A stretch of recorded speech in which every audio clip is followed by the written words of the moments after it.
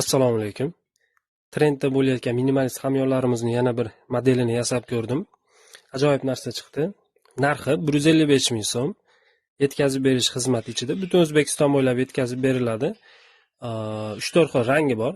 Hozircha yasaganlarim shu: korishneviy gladkiy, qora flutter va o'sha flutter yashil. Glansviy qora, matviy qora terilari ham bor. Bunga nima ketadi?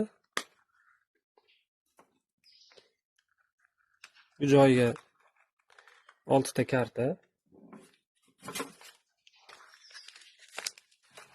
20 ta undan oshiqroq banknot